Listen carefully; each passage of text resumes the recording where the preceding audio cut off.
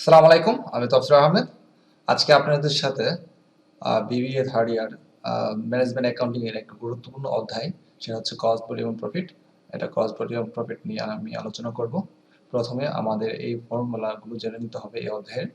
So আমি ফর্মুলাগুলো প্রথমে আপনাদের জন্য তুলে দিয়েছি।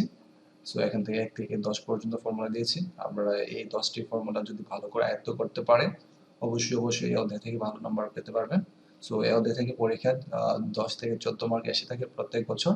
এটা বিবিএ থার্ড ইয়ারের অ্যাকাউন্টিং ম্যানেজমেন্ট এবং ফিনান্স ডিপার্টমেন্টের সকল ডিপার্টমেন্টে এটা আছে। সো প্রত্যেক ডিপার্টমেন্টের স্টুডেন্ট এই অধ্যায়টি অনেক গুরুত্বপূর্ণ।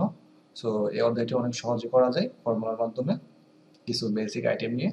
সো আশা করি আপনারা এই অধ্যায় ভালো লাগবে। আজকে এটার উপর আমার প্রথম ক্লাস। অবশ্যই আমি ধারাবাহিকভাবে এই অধ্যায়ের লেসনগুলো দিতে থাকবো। আর অবশ্যই আপনারা আমার কথাগুলো ফলো করবেন। স্টিল নাও যারা আমার চ্যানেলটি সাবস্ক্রাইব করেন নাই, অবশ্যই আমি আশা করবো আপনারা সাবস্ক্রাইব করে নেবেন নিজের ভালোর জন্য। অবশ্যই আমাকে ইন্সপায়ার করবেন সাবস্ক্রাইব করে, আমি আশা করব। প্রথমে আমি আপনাদের একটা কথা বলে রাখি যে আপনারা প্রথমেই ভিডিও শুরুতে যে ফর্মুলাগুলো পেয়ে যাচ্ছেন, এই ফর্মুলাগুলো অবশ্যই নোট ডাউন করে রাখবেন। 2বার নোট ডাউন করার পর তারপরে আপনি অঙ্ক করতে আসবেন ভিডিও দেখে দেখে। তারপর আমি আশা করি আপনারা ভালো বুঝবেন। So cost volume profit relationship, তো নেসেসারি ফর্মুলা কিছু দেওয়া আছে। সো এই অধ্যায়ের সবচেয়ে গুরুত্বপূর্ণ হচ্ছে পিভি রেশিও বা সেম রেশিও। এটা সবচেয়ে গুরুত্বপূর্ণ।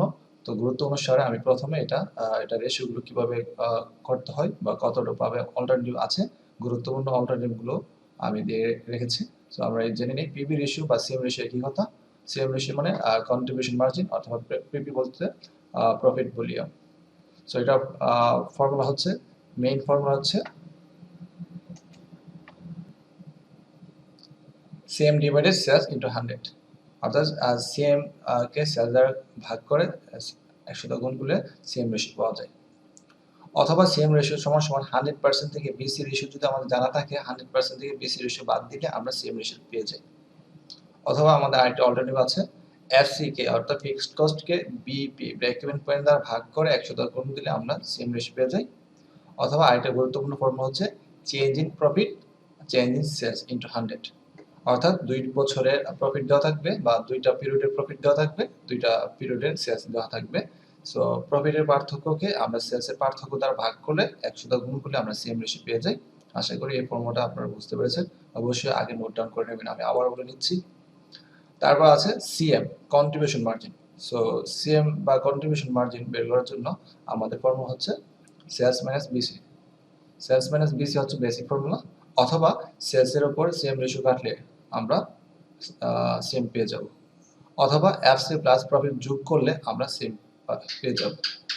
সো এফসির সাথে যদি প্রফিট যোগ করি তাহলে আমরা সেম যদি পাই, তাহলে কখনো আমাদের আসতে পারে এফসি মাইনাস লস, তাহলে আমরা সেম রেশিও পাবো। অবশ্যই লস হলে মাইনাস করতে হবে। সো আমরা এখানে এফসিএম সমান এফসি মাইনাস লস দ্বারা করেছি। অথবা আরেকটা সেম এর আরেকটা বের করব ফর্মুলা আছে, প্রফিটকে এমএস রেশিও দ্বারা ভাগ করি, অর্থাৎ মার্জিন অফ সেফটি। এমএস হচ্ছে মার্জিন অফ সেফটি। দেন আমাদের এই অধ্যায়ের আরেকটি গুরুত্বপূর্ণ ফর্মুলা হচ্ছে বিপি ইউনিট। তো এফসি কে সিএম পার ইউনিট দ্বারা ভাগ করলে আমরা বিপি ইউনিট পেয়ে যাব। সিএম পার ইউনিট হচ্ছে সেলস পার ইউনিট থেকে বিসি পার ইউনিট বাদ দিলে সিএম পার ইউনিট পাওয়া যায়। তারপর হচ্ছে ব্রেক ইভেন পয়েন্ট টাকা। তো ব্রেক ইভেন পয়েন্ট টাকার জন্য বেসিক ফর্মুলা হচ্ছে সিএম এফসি কে সিএম রেশিও দ্বারা ভাগ করবে। অর্থাৎ ইউনিটের জন্য এফসি কে সিএম পার ইউনিট দ্বারা ভাগ করব, আর টাকার জন্য রেশিও দ্বারা ভাগ করব, এফসি কে সিএম রেশিও দ্বারা ভাগ করব টাকার জন্য।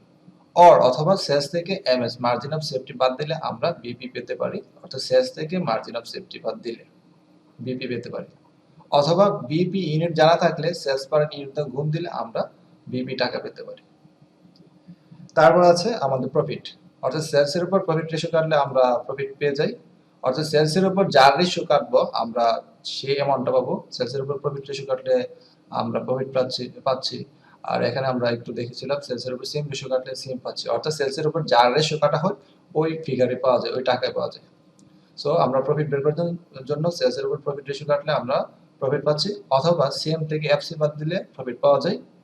আবার প্রফিট রেশিও যদি আমরা বের করতে চাই তাহলে প্রফিটকে সেলস দ্বারা ভাগ 100 দ্বারা গুণ, অর্থাৎ যে কোনো রেশিও পাওয়ার জন্য ওই টাকাকে ওই সেলস দ্বারা ভাগ করলে 100 দ্বারা গুণ করলে সেলস পাওয়া যায়, সরি ওই রেশিও পাওয়া যায়। অথবা প্রফিট রেশিও আরেকটা ফর্মুলা আছে, same ratio into MS ratio, এটা আরেকটা বিকল্প ফর্মুলা প্রফিট রেশিও। আশা করি আপনারা বুঝতে পেরেছেন। তারপর হচ্ছে টিএস হচ্ছে টার্গেট সেলস, অর্থাৎ টার্গেট সেলস আমরা কখন ইউজ করব, যদি আমাদের টার্গেট প্রফিট দেওয়া থাকে তাহলে আমরা টার্গেট সেলস ইউজ করব। So target FC plus target profit, এই প্রফিট হচ্ছে target profit divided same ratio, এটা টাকার জন্য। আর target sales unit, FC plus profit divided CM per unit, আমরা বলেছিলাম টাকার জন্য সেম রেশিওতে ভাগ করব, আর যদি ইউনিট চাই সেম পার ইউনিটে ভাগ করব।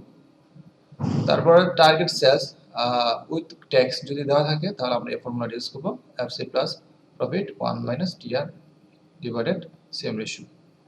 যে কোনো রেশিও বের করার জন্য ওই আইটেমকে সেলস দ্বারা ভাগ ইনটু 100, যেমন আমরা প্রফিট রেশিও এখানে বের করেছিলাম, প্রফিটকে সেলস দ্বারা ভাগ ইনটু 100, অর্থাৎ এনি রেশিও, যে কোনো রেশিওর জন্য ওই আইটেমটা উপরে রাখবো আর সেলস অবশ্যই সবসময় নিচে থাকবে 100। সেলস বের করার জন্য any item divided that ratio, অর্থাৎ বিসি কে বিসি রেশিওতে ভাগ দিলে সেলস পাওয়া যাবে, সিএম কে সিএম রেশিওতে ভাগ দিলে সেলস পাওয়া যাবে, এফসি কে এফসি রেশিওতে ভাগ দিলে সেলস পাওয়া যাবে, প্রফিট কে প্রফিট রেশিওতে ভাগ দিলে সেলস পাওয়া যাবে। অর্থাৎ যে কোন টাকারে ওই রেশিওতে ভাগ দিলে আমরা সেলস পেয়ে যাব। অথবা সেলসের আরেকটা বিকল্প কাজ হচ্ছে বিপি প্লাস এমএস, অর্থাৎ বিপির সাথে এমএস যোগ করলে আমরা সেলস পেয়ে যাচ্ছি। যেমন আমরা বিপি শিখেছিলাম, সেলসের সাথে এমএস বাদ দিলে আমরা বিপি বাদ পেয়ে যেতাম। So at the same formula যদি আমরা একটু চেঞ্জ করি, বিপি প্লাস এমএস যোগ করলে আমরা সেলস পেয়ে যাব।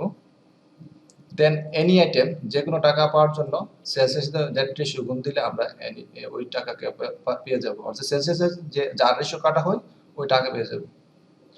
লাস্ট ওয়ান এমএস, এমএস বের করার ফর্মুলা হচ্ছে sales minus BP, sales minus BP যদি সেলস বাদ দিই তাহলে আমরা এমএস পেয়ে যাচ্ছি, অথবা প্রফিটকে পিবি রেশিওতে ভাগ করলে আমরা এমএস পেয়ে যাব।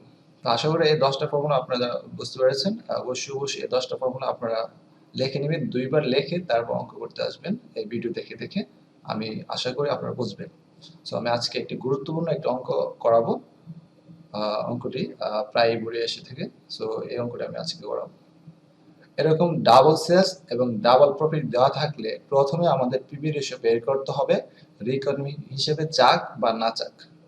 আমি আবার বলে নিচ্ছি, এরকম ডাবল সেলস 2 ইয়ার বা 2টা পিরিয়ডের ডাবল সেলস এবং ডাবল প্রফিট দেওয়া থাকলে আমাদের প্রথমে পিবি রেশিও বা সিএম রেশিও বের করে নিতে হবে, এটা আমাদের রিকমেন্ড চাক বা না চাই। সো এখানে আমাদের রিকমেন্ডেশন চেয়েছে, ভালো কথা, আমরা রিকমেন্ডেশন বের করে নিব। So double sales double profit থাকলে পিবি রেশিও ফর্মুলা হচ্ছে change in profit change in sales, অর্থাৎ সেলসের পার্থক্য আর প্রফিটের পার্থক্য, অর্থাৎ প্রফিটের পার্থক্য সেলসের পার্থক্য ভাগ দিয়ে 100 গুণ করলে আমরা পিবি রেশিও পাওয়া যাবে।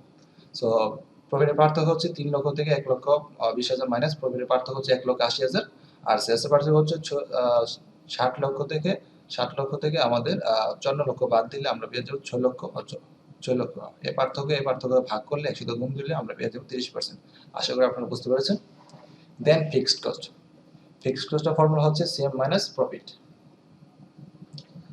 ফিক্সড কস্টের ফর্মুলা হচ্ছে সেম মাইনাস প্রফিট, অর্থাৎ সেম থেকে প্রফিট মাইনাস করলে আমরা ফিক্সড কস্ট পেয়ে যাব। সো আমরা সেম কিভাবে বের করব, যেহেতু আমার এখানে সেম নেই, সো যে কোনো একটা সেলসের উপর সেম রেশিও কাটলে আমরা সেম পাবো। সো এখানে দুইটা সেলস, আমরা ইচ্ছা করলে 54 লক্ষের উপর কাটতে পারি বা 60 লক্ষ টাকার উপর কাটতে পারি। যদি আমরা যার ফিগারে নেই, যদি 54 লক্ষ টাকার উপর সেম রেশিও কাটি তাহলে আমাদের প্রফিট নিতে হবে, এই প্রফিটটা নিতে হবে 1,20,000। আর যদি 60 লক্ষ আমরা সেলস নেই তাহলে আমরা প্রফিটটা নিতে হবে 3 লক্ষ। এনওয়ে আমি 60 লক্ষ টাকা নিয়ে করেছি, 60 লক্ষ ইন্টু সেম রেশিও আমরা বের করেছিলাম 30% মাইনাস এখানে দেওয়া আছে, আর প্রফিট হচ্ছে 3 লক্ষ, অর্থাৎ আমি যেহেতু 60 লক্ষ নিয়েছি আমাদের প্রফিটটা 3 লক্ষ নিতে হবে। ইচ্ছা করলে আপনি 54 লক্ষ যদি সেলস নেন, এখানে যদি 54 লক্ষ বসান তাহলে আমাদের আপনি প্রফিটটা নিতে হবে 1,20,000। এনওয়ে আমি 60 লক্ষ নিয়ে করে দিচ্ছি। সো 60 লক্ষের উপর 30% করলে হচ্ছে আমাদের হবে 18 লক্ষ, আর এখান থেকে 3 লক্ষ মাইনাস করলে আমরা পেয়ে যাব ফিক্সড কস্ট 15 লক্ষ। আশা করি আপনি বুঝতে পেরেছেন। দেন বিবি ইন টাকা, সো বিবি এর জন্য আমরা একটা ফর্মুলা শিখেছিলাম, FC divided same ratio. So আমরা এফসি বের করেছি 15 লক্ষ, এখানে বসিয়েছি। আর সিএম রেশিও 30% বলতে 0.30, সো 15 লক্ষকে 0.30 তে ভাগ করলে আমরা পেয়ে যাব 50 লক্ষ। Hope that you understand. Then আমাদের রিকোয়ারমেন্ট চেয়েছে margin of safety, when profit is টাকা 4,80,000, যখন প্রফিট 4,80,000 হয় তখন মার্জিন অফ সেফটি কত। সো আমরা একটা ফর্মুলা শিখেছিলাম, মার্জিন অফ সেফটির ফর্মুলা হচ্ছে, বিকল্প ফর্মুলা, প্রফিট যখন দেওয়া থাকে প্রফিটকে পিপি রেশিওতে ভাগ করলে আমরা মার্জিন অফ সেফটি পেয়ে যাই। যেহেতু আমাদের প্রশ্নের মধ্যে প্রফিট দেওয়া আছে আর পিপি রেশিও আমরা বের করেছি, প্রফিটকে পিপি রেশিওতে ভাগ করব, আমরা মার্জিন অফ সেফটি পেয়ে যাবো। সো প্রফিট ডিভাইডেড পিপি রেশিও। সো প্রফিট আমাদের অঙ্কে প্রশ্ন দেওয়া আছে 4,80,000, আর 4,80,000 বসিয়েছি। আর পিপি রেশিও আমরা বের করেছিলাম 30%, বলতে 0.30 ভাগ করলে আমরা পেয়ে যাচ্ছি 16 লক্ষ। দেন আমাদের লাস্ট রিকোয়ারমেন্ট চেয়েছে প্রফিট হোয়েন সেলস 90 লাখ, যখন সেলস 90 লাখ হবে তখন প্রফিট কত। সো প্রফিট আমরা বের করার ফর্মুলা হচ্ছে, আমরা এই ফর্মুলাকে যদি এই পাশে করি, অর্থাৎ আমরা প্রফিট পেয়ে যাচ্ছি। অর্থাৎ এই ফর্মুলাকে আমরা যদি সমীকরণ করি তাহলে আমরা প্রফিট সমান সমান সিএম মাইনাস এফসি, অর্থাৎ সিএম থেকে এফসি বাদ দিলে আমরা প্রফিট পেয়ে যাব। সো আমাদের সিএম বের করব। সো আমি জেনেছি ইতিপূর্বে কিভাবে সিএম বের করতে হয়, সেলসের উপর সিএম রেশিও কাটতে হয়। সো আমাদের যেহেতু অঙ্কের মধ্যে দেওয়া আছে সেলস দেওয়া আছে কত 90 লাখ, অর্থাৎ প্রফিট হোয়েন সেলস আর টাকা 90 লাখ, যখন 90 লক্ষ সেলস হবে তখন প্রফিট কত। সো আমরা 90 লক্ষের উপর সিএম রেশিও কাটলে সিএম পেয়ে যাব। আর এফসি তো আমরা বের করেছিলাম 15 লক্ষ। সো 15 লক্ষ বসিয়েছি, 90 লক্ষের উপর 30% কাটলে 27 লক্ষ, 27 লক্ষ থেকে আমরা 15 লক্ষ যদি মাইনাস করি তাহলে আমরা পেয়ে যাব 12 লক্ষ। আশা করি আপনারা বুঝতে পেরেছেন। Okay guys, hope that you understand. আমি আবারও আপনাদের রিকোয়েস্ট করে নিচ্ছি, ফর্মুলাগুলো 2 থেকে 3 বার লিখে নেবেন এবং প্র্যাকটিস করবেন, তারপর ভিডিওটি দেখে দেখে লিখবেন খাতা কলমে, অবশ্যই আপনারা বুঝতে পারবেন ইজিলি।